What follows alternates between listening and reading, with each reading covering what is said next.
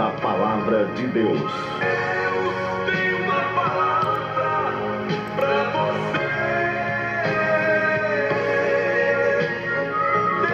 Deus tem uma palavra para você. Glória a Deus. Deus tem uma palavra para você. Como já tinha anunciado no começo do programa, que o tema de hoje estaria relacionado à Páscoa. A Páscoa judaica e o seu paralelo com o sacrifício de Jesus Cristo.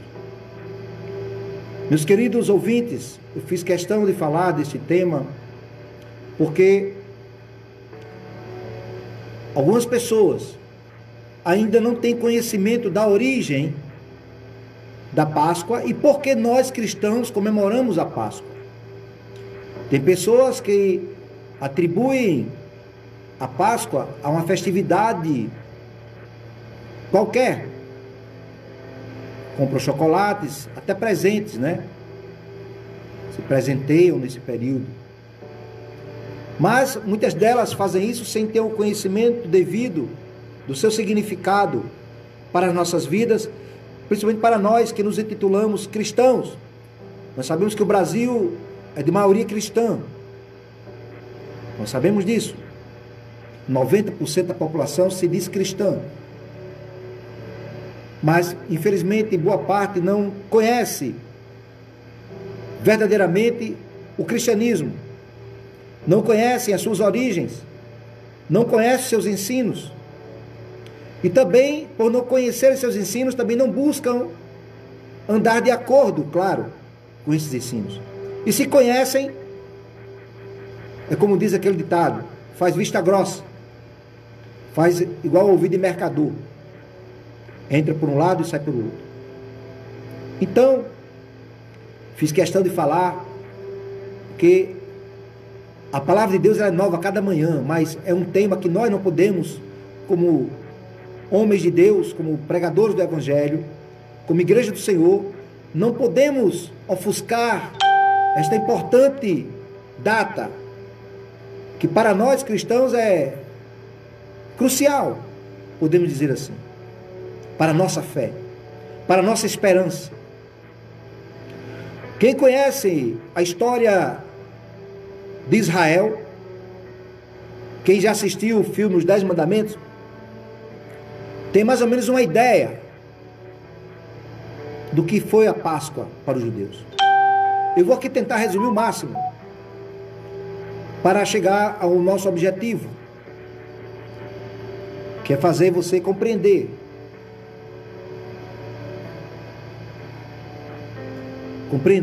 o significado da Páscoa, esse paralelo que tem com o sacrifício de Jesus na cruz do Calvário. O povo judeu, o povo de Israel, descendente de Abraão, de Isaac e Jacó. Jacó, que herdou de seu pai Isaac a primogenitura no lugar de Esaú, porque Esaú vendeu a sua primogenitura por um prato de lentilhas, e Jacó passou então a ser o primogênito. E a partir de Jacó, da sua descendência, vieram seus 12 filhos, que formaram a nação de Israel.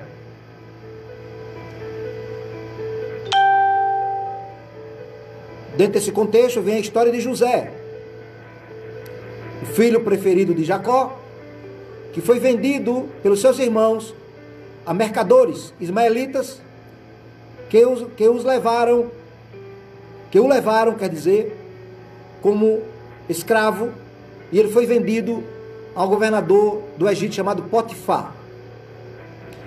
A partir daí várias coisas aconteceram na vida de José. A mulher de Potifar tentou seduzi-lo, ele rejeitou, ela o acusou que ele estava tentando abusá-la sexualmente, e aí José foi colocado numa prisão.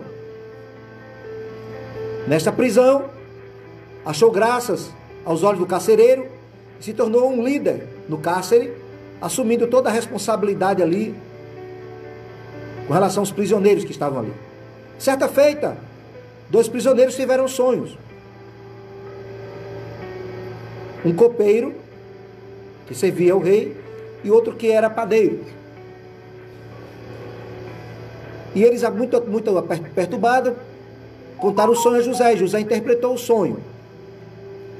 E neste sonho, a interpretação de José dizia, conforme Deus o revelou, que o copeiro voltaria a trabalhar na presença do rei e o padeiro seria sacrificado, seria martirizado, seria morto.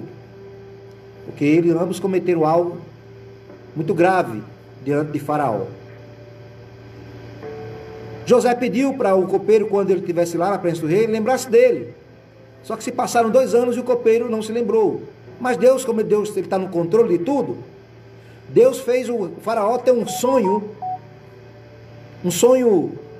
muito complexo de se compreender na mente humana, com a razão humana. Nesse seu sonho, ele viu 7 vacas gordas, 7 vacas magras. E as 7 vacas magras consumiam as 7 vacas gordas, comiam, que é até uma coisa normal, uma vaca comer outra vaca, né? E ele também viu 7 molhos de trigo, né? Também consumindo 7 molhos de trigos que estavam sem as espigas. Ao contrário, as 7 molhos de espiga consumindo os 7 molhos de espigas gordas. Eu sei que o faraó ficou perturbado com este sonho, chamou todos os magos do Egito, todos os feiticeiros, todos os cientistas do Egito, não conseguiram interpretar. Foi aí que o copeiro entrou. O copeiro contou a história a Faraó, e Faraó chamou José. O copeiro contou da história que tinha tido um sonho, e esse rapaz tinha interpretado lá na prisão. Aí Faraó chamou José. E José interpretou, segundo a misericórdia de Deus, pela direção de Deus, interpretou que ali se tratava de 7 anos de seca e 7 anos de fartura. Primeiro haveria 7 anos de fartura e depois 7 anos de muita seca, de muita fome na região, aquela região da Mesopotâmia, no Egito e nas demais nações vizinhas. Foi a partir daí que José até orientou o faraó a se cuidar com relação a isso, porque haveria de acontecer isto. Foi nesse momento que Deus tocou no coração de Faraó e ele colocou José como governador do Egito, de toda a província, de todas as províncias que estavam sob a tutela do Egito. Ele era a segunda pessoa, depois de Faraó, ele era a segunda pessoa que mais mandava no Egito. Dentro desse contexto, o que aconteceu? A fome chegou em Canaã, onde Jacó e seus 12 filhos moravam. E ali já não eram mais 12, já eram 70 pessoas. Para encurtar a história, a família de Jacó foi morar no Egito. Houve um encontro entre os irmãos, entre José e seus irmãos. Houve toda uma história aí muito bonita.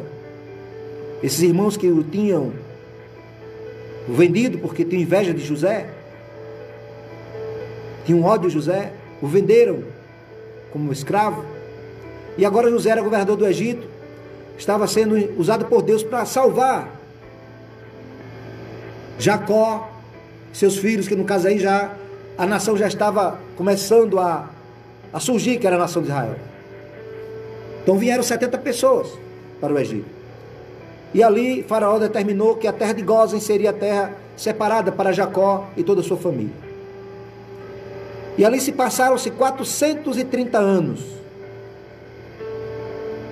O faraó, desse período, do último ano dos 430 anos, podemos dizer assim, não conhecia José nem sua história. E a população daqueles 70 que entraram no Egito, a população cresceu de forma assustadora. Se tornou uma grande nação dentro do Egito. E aquilo causou muito temor a Faraó. E Faraó começou a baixar uns decretos opressores para o povo de Israel. Primeiro, veio a ordem às parteiras para que elas matassem as crianças do sexo masculino que nascessem. Deixassem vivas as do sexo feminino e matassem as do sexo masculino. As parteiras por temerem a Deus, não faziam isso. E elas permitiam as mães levarem seus filhos. E justificavam perante Faraó que as parteiras israelitas eram muito sabidas, muito sábias. Antes delas chegarem, elas já tinham tido os filhos e que guardavam seus filhos. Faraó se convenceu, mas nem tanto. E aí ele começou a perseguir as famílias, com medo do número de pessoas crescerem ainda mais. E se ali aquela nação formar um exército, né? E se juntar com outros inimigos do Egito e causar danos, né? Políticos àquela nação. Acontece que Faraó começou a perseguir e muitas crianças foram mortas pelos soldados egípcios. E muitas crianças foram jogadas no rio Nilo para os crocodilos e também para morrer afogadas. E a partir daí veio a opressão ainda mais. Cargas de trabalho sobre o povo. O povo agora era utilizado de forma a serem utilizados como escravos na construção daquelas pirâmides lá, eu acredito, e outras obras que tinha no Egito, de forma cruel. Então foi nesse momento, nesse contexto, que surge o personagem chamado Moisés.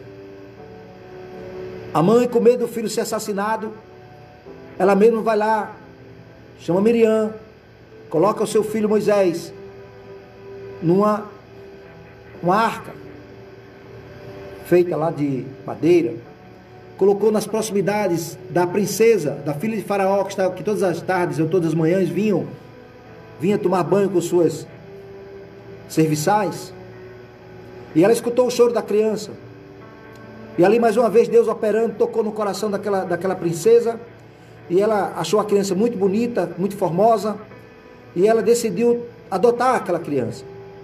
Surge o personagem de Miriam, que se aproxima da princesa e orienta ela, dizendo que tem uma pessoa que poderia tomar conta daquela criança, que era a própria mãe de Moisés, Joquebede. Então aí, para resumir a história, porque ela é muito longa, Moisés cresce, se torna príncipe no Egito. Ele foi criado tanto pela princesa de Faraó, também como foi orientado pelos seus pais. Foi dito a ele a história do seu povo. E Moisés foi criando com esses dois pensamentos. Só que ele absorveu aquilo que seus pais ensinaram desde sua tenridade, para se confirmar o que diz a palavra de Deus, né? Ensina a criança no caminho que ele deve andar, e ele se tornará velho, idoso, e nunca se desviará dele. Isso aconteceu com Moisés. Moisés não esqueceu suas origens, não esqueceu sua história, porque isso foi passado dos seus pais para ele. E um certo dia, ele estava passeando nas províncias do Egito e viu um egípcio maltratando um israelita. Ele tomou as dores deste israelita e matou o egípcio. Tudo bem, ficou abafado até aí. Em outra oportunidade, mais uma vez ele ia passando e ele viu dois israelitas discutindo, brigando. E ele foi intervir. E um deles o acusou e disse: você quer fazer comigo o que você fez com o egípcio? Matando ele, escondendo o corpo dele? E essa notícia chegou ao ouvido de Faraó. Faraó começou a perseguir Moisés para matá-lo. E Moisés fugiu para o deserto de Midian. E ali ele passou 40 anos pastoreando ovelhas. Porque lá no deserto ele conheceu a sua esposa Zípora, filha do sacerdote de Midian chamado Jetro. E ele começou ali a trabalhar como pastor de ovelhas. E neste íntere, certa feita, ele pastoreando, ele ao subir no Monte Horebe, ele teve uma visão. Moisés viu uma sarça ardendo, mas a sarça não se consumia. O fogo estava ali presente, mas o fogo não consumia a sarça. E Moisés imediatamente se aproximou. Foi quando uma voz disse: Moisés, tira a sandália dos teus pés, porque o lugar que pisa santo é. E assim Moisés o fez. Foi ali que Deus se revelou, dizendo que era o eu sou, o grande eu sou o que sou, o Deus dos pais de Moisés, de Abraão, de Isaac, de Jacó. O Deus que tinha ouvido o clamor do povo israelita que estava sofrendo a opressão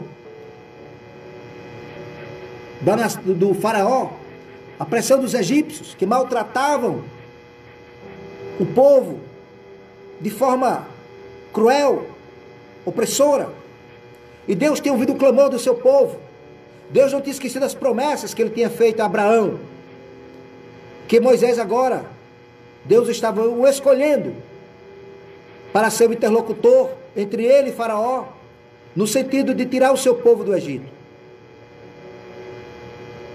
No momento Moisés resistiu, mas aceitou. Eu estou resumindo o máximo, irmãos, porque a história é muito longa. Moisés encontra-se com seu irmão Arão,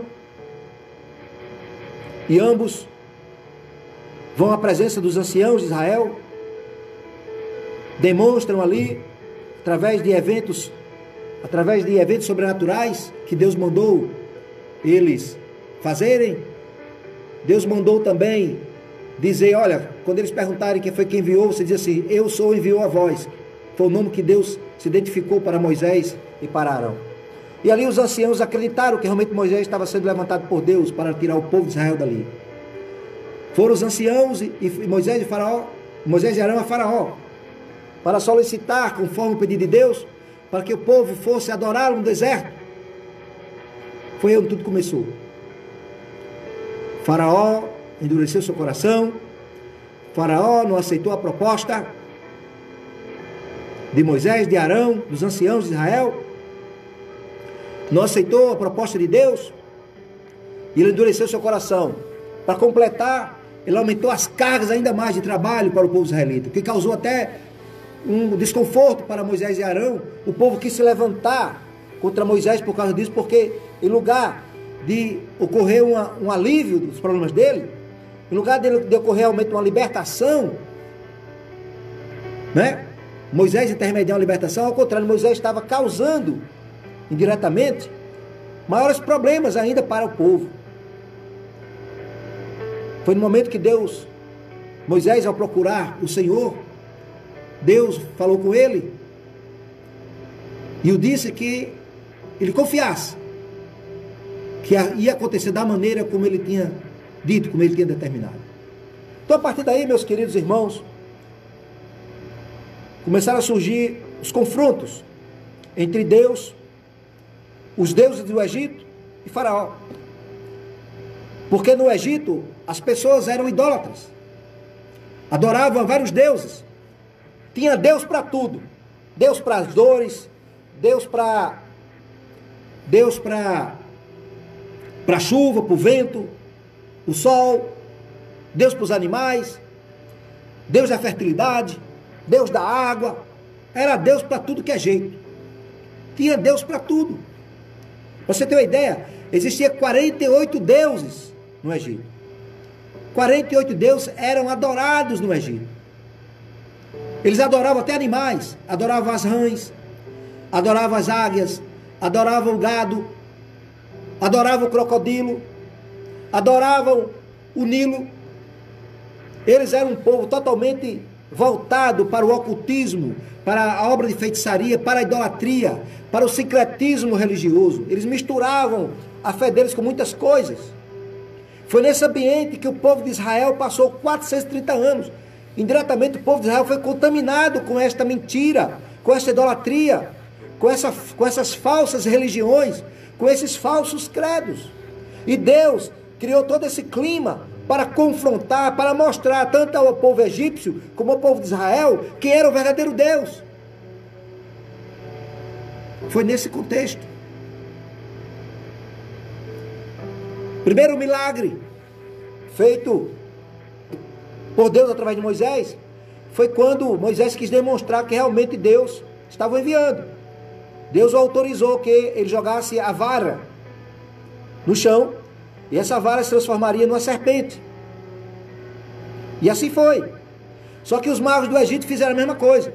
Jogaram a vara também e se transformaram numa serpente, as varas dos magos do Egito. Só com um detalhe, mostrando que o poder de Deus era muito maior, que Deus estava no controle de tudo. que Deus tinha preeminência. Foi nesse momento que a vara, que se transformou em serpente, a serpente, proveniente da vara, ela engoliu as outras serpentes dos magos. Mesmo assim, Faraó não se convenceu. Foi a partir daí, meus amigos, meus irmãos, ouvintes da palavra de Deus, que começaram a surgir as pragas no Egito. A primeira praga foi a água se transformando em sangue. As águas do Nilo.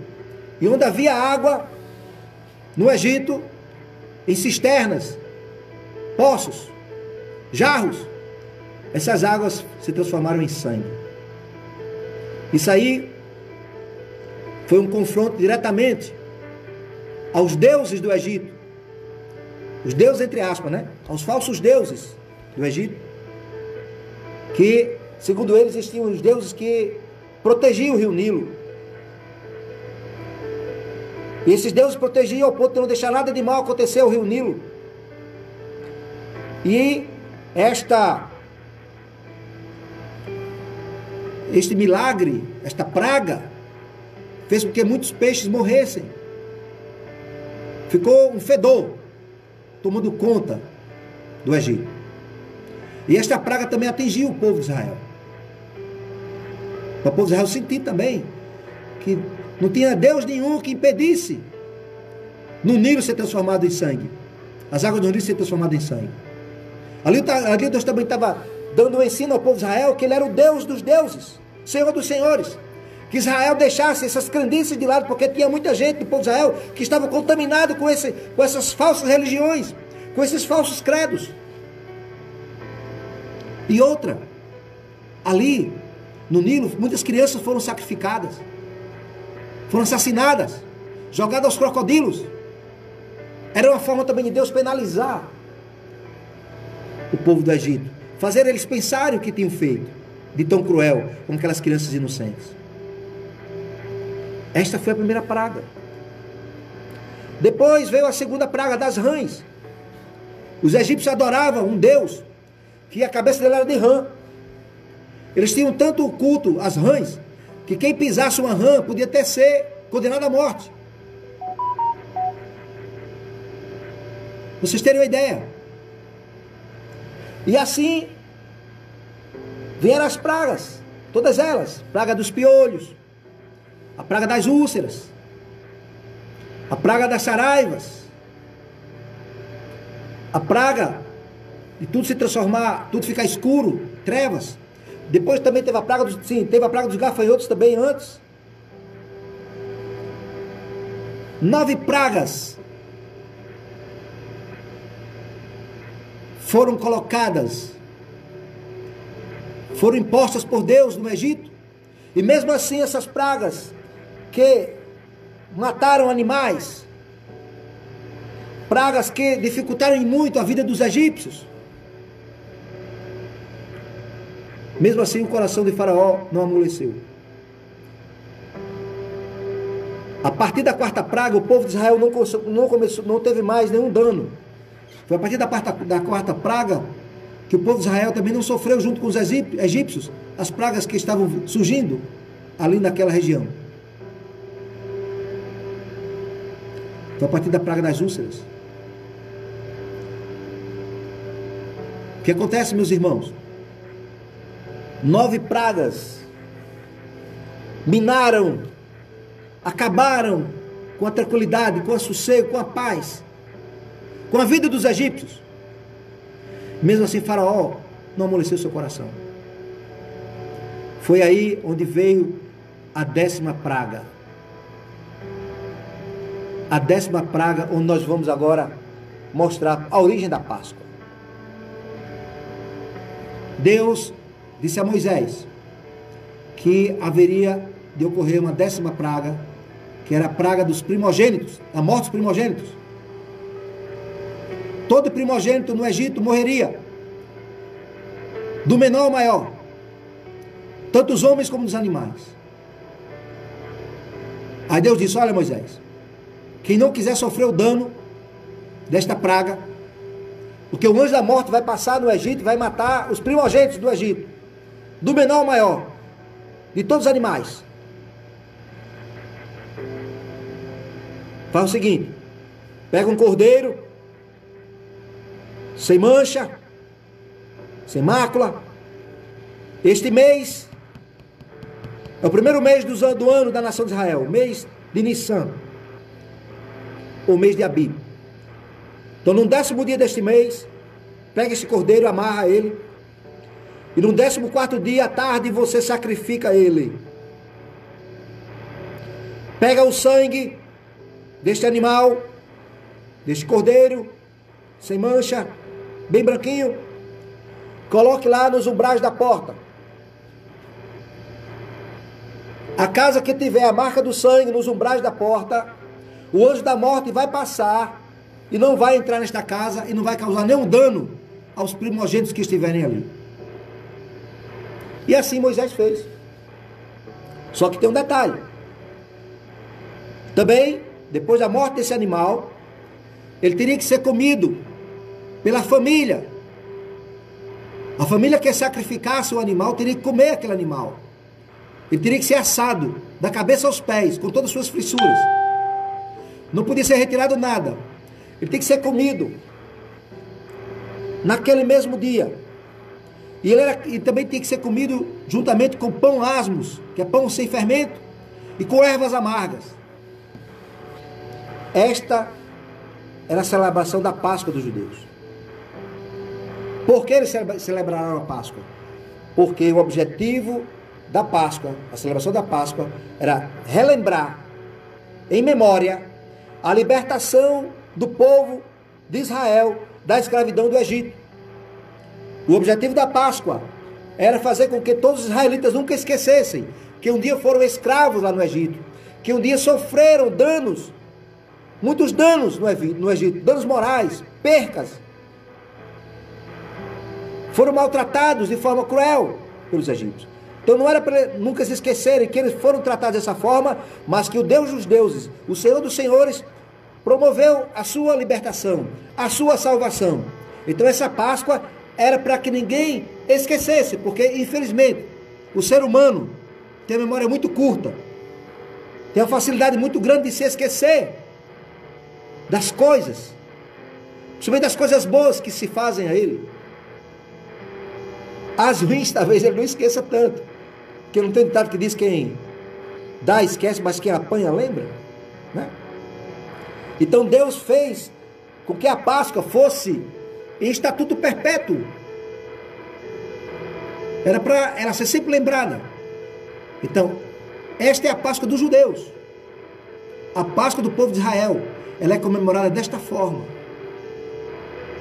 assa-se o cordeiro, come ele todo, com cabeça e tudo. O que sobrar tinha que ser queimado, para não sobrar, para não ficar nada. Tem que ser, o que sobrasse era para ser queimado na fogueira. E esta Páscoa, era para ser comido o cordeiro juntamente com pão asmos e com ervas amargas. Ervas amargas para nunca se esquecerem que tiveram uma vida amarga lá no Egito, que tiveram uma vida de sofrimento. Agora, podem perguntar: qual o significado, qual o paralelo que tem com o sacrifício de Jesus, com a nossa Páscoa, que é Jesus Cristo? Meus queridos ouvintes da palavra de Deus, a palavra Páscoa vem do hebraico, quer dizer Pesach, quer dizer passagem. A primeira celebração da Páscoa ocorreu há 3.500 anos atrás, lá no Egito. A primeira Páscoa foi essa que eu retratei aqui para vocês. Uma festa, uma celebração instituída por Deus. Um ritual de grande significado para Israel. Assim como também a Páscoa cristã, ela tem um grande significado para nós. Porque esta primeira Páscoa, ela apontava para o futuro.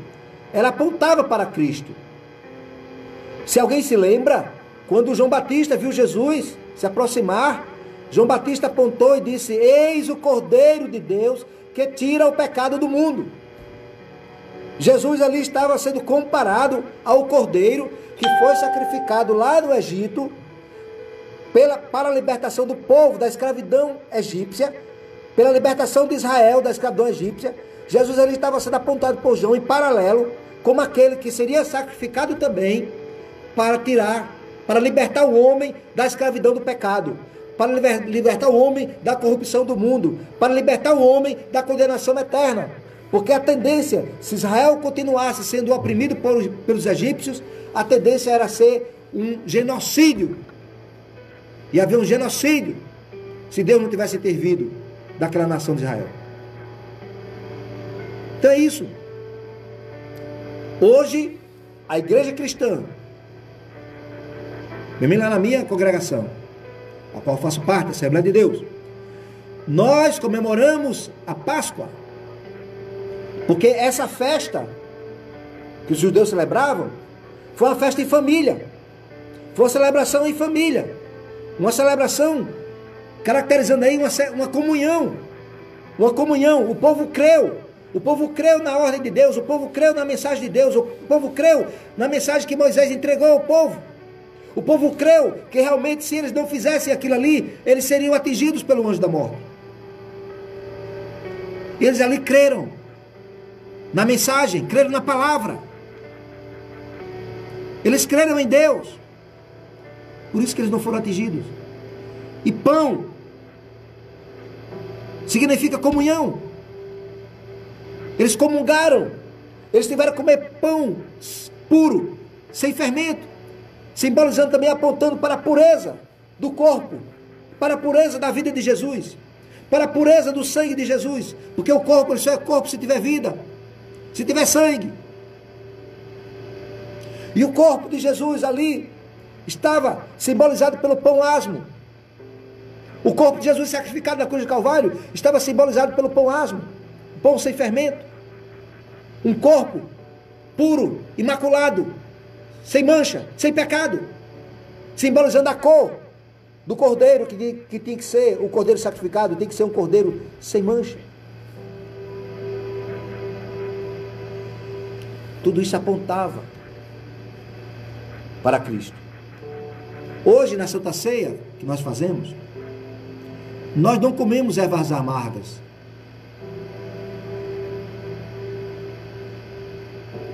A Santa Ceia de nós cristãos hoje, evangélicos, é somente o pão e o vinho do suco de uva. Porque nós estamos na nova dispensação, nós estamos participando do Novo Testamento, do Novo Pacto. Não é mais aquele pacto lá do Sinai. A igreja não tem mais que observar a Páscoa que foi feita lá no Egito naquele dia, não. A nossa Páscoa hoje é Cristo. Ele é a nossa Páscoa. E como símbolo, ele utilizou-se do pão e do vinho. O vinho simbolizando o seu sangue derramado e o pão, o seu corpo. E ele, da última Santa Ceia, ele disse aos seus discípulos, está escrito lá em Lucas capítulo 22, ele disse que há muito tempo que ele estava desejoso de participar com os seus discípulos aquele importante momento. Jesus fez questão de frisar. Ele disse quanto era importante aquele momento para ele e para os discípulos. Em Lucas 22, 14, ele diz: desejei muito comer convosco esta Páscoa, antes que padeça. Porque vos digo que não comerei mais até que ela se cumpra o reino de Deus. E tomando o cálice, dando graças, ele disse: tomai, reparti entre vós, porque vos digo, já não beberei do fruto da vida até que venha o reino de Deus. Primeiro ele tomou o cálice, simbolizando o seu sangue derramado pelos nossos pecados, pelo meu, pelo seu, pelos nossos pecados. Depois ele tomou o pão e, havendo dado graças, partiu e disse-lhe: isto é o meu corpo. Olha aqui, o pão, isto é o meu corpo. Olha o pão lá da primeira celebração, olha o pão aqui da celebração de Jesus. Isso é o meu corpo, que é dado por vós. Fazer isto em memória. Quer dizer, não se esqueçam. Não se esqueçam que eu, Jesus quis dizer isso, eu morri por vocês. Eu derramei sangue por vocês. Eu fui sacrificado por vocês. Eu fui martirizado por vocês. Eu fui para a cruz no lugar de vocês. Este cálice, ele ainda completa. É o Novo Testamento do meu sangue que é derramado por vós. Novo Testamento. Novo pacto. Nova aliança. Está aí o paralelo. Eu pergunto, será que Jesus realmente tem um paralelo da primeira Páscoa? Analisemos. Jesus, quando foi crucificado, ele ficou de 9 da manhã até as 3 da tarde, numa cruz, num sol do deserto, num sol daquela região do Oriente Médio, em média de 40 a 50 graus. Imagina alguém ficar 6 horas debaixo de um sol causticante,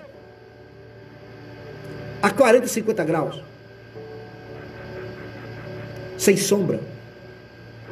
Irmãos, esse corpo foi mais do que assado. Ficou tostado, irmãos. Seu sangue foi derramado? Foi. Colocaram uma coroa de espinhos sobre a cabeça de Jesus, espinhos profundos. A nossa cabeça tem muitos vasos. Ali atingiu várias artérias, aquela coroa. E o sangue foi derramando da sua testa até o chão. E para completar, um soldado romano, para confirmar se Jesus estava morto mesmo, ainda furou seu corpo com uma lança e jorrou água e sangue. É o que diz as Escrituras. A nossa Páscoa é Jesus. Hoje, Jesus é a nossa Páscoa. É momento de reflexão. É momento para nós fazermos aqui um voto de consciência. Se realmente estamos vivendo o cristianismo como ele realmente deve ser vivido. Se nós estamos andando nas pisadas de Jesus. Se nós estamos guardando a sua palavra. Se nós estamos realmente fazendo aquilo que ele tanto fez. Praticar a justiça. Amar a Deus. Amar ao próximo. Não adianta alguém dizer que é cristão e viver uma religiosidade apenas exterior, da boca para fora. Viver uma religiosidade apenas para dar satisfação à sociedade. Vai para a igreja, participa do culto, ou de qualquer outro ritual cristão, ou de uma missa. Aí quando sai dali, sai fazendo tudo que não presta. Mentindo, enganando, se prostituindo, se envolvendo com feitiçaria, se envolvendo com a idolatria, se envolvendo com a mentira. Que cristianismo é este? É o cristianismo hipócrita. É o falso cristianismo. Jesus disse: aquele que não comer da minha carne, não beber do meu sangue, não tem parte comigo. Sabe o que significa isso? Significa comunhão, comungar. Está andando junto. Não andam duas pessoas juntas se não se compreendem, se não se comungam. Não pense que Jesus está andando com qualquer um, não, que ele não está, não. Ele só anda com quem está comungando com ele. Não adianta você participar da Santa Ceia e sua vida não está alinhada com Jesus. Não adianta você ir para a Santa Ceia e toda vez ir lá renovar o arrependimento, o perdão do pecado. Saiu da Santa Ceia, vai fazer a mesma coisa que fez na hora que pediu perdão. Sai dali e vai fazer a mesma coisa. Que arrependimento é esse? Claro que todos nós somos pecadores, somos falhos. Mas você tem um pecadinho de estimação e está toda hora pedindo perdão desse pecado de estimação e nunca sai dele. Espera aí. Reavalie a sua vida. Peça a Deus para Deus o libertar. Eu já fui assim um dia, eu tive dificuldades na minha vida espiritual. Porque a vida espiritual é um processo. A santificação é um processo. Não estou aqui dizendo que sou mais santo que ninguém, que sou mais... Não, é um processo. Se você está tendo dificuldade na sua relação com Deus, converse com Ele, peça a Ele, Senhor, peça socorro, Senhor, me ajuda aqui. Faça igual aquela oração do publicano, que ele não teve nem a ousadia de olhar nem para os céus. Ficou com a cabeça baixa e disse, Senhor, tem misericórdia de mim, pecador. Se você está sem forças para caminhar, peça a Deus. Se você não está tendo domínio de vencer o mal, de vencer o pecado da sua vida, peça a Deus. Se fortaleça no Senhor. O cristianismo é isto. Jesus é a nossa Páscoa. Esse negócio de coelhinho, de ovo de chocolate, isso aí não tem nada a ver com a Páscoa de Jesus. Não tem nada a ver com a nossa Páscoa. Isso aí é um falso ensino. É uma heresia. Jesus é a nossa Páscoa porque Ele morreu por mim, morreu por você, morreu por todos nós. Foi sacrificado. Mas tem um detalhe. Ele foi morto, mas está vivo. Ele ressuscitou. Ao terceiro dia, está à direita do Pai, intercedendo por nós. Nós não servimos a um Deus morto. Nós não servimos a um Jesus morto. Tem muita gente servindo a um Jesus que está crucificado na parede aí, num crucifixo. Tem muita gente que está servindo a um Jesus morto, que está dentro de um caixão. Uma imagem dele morto, lá dentro do calção, dentro do caixão. Com um semblante caído, sofrido, derrotado. O meu Jesus, ele está vivo. O Jesus que eu sirvo está vivo. Está com um semblante de vitória. Ele venceu a morte. Ele venceu o pecado, ele venceu o diabo. Ele tirou das mãos do diabo a chave da morte e do inferno. Está com ele. Ele está à direita do Pai. Revestido de glória. Aguardando o momento certo de vir buscar a sua igreja. Esse é o Jesus que eu creio. Esse é o Jesus que eu prego. Eu não prego um Jesus morto, um Jesus liquidado, um Jesus derrotado, um Jesus que está pregado numa parede. Eu prego um Jesus que está dentro de mim, no meu coração, da minha alma. Eu prego um Jesus que eu tenho comunhão com Ele todos os dias. Um Jesus que eu oro a Ele todos os dias. Um Jesus que eu converso com Ele todos os dias. E Ele conversa comigo. Eu sirvo a esse Jesus. Este é o objetivo da Páscoa. É nós não esquecermos quem éramos. Era para nós não esquecermos qual seria o nosso destino, se não fosse Jesus.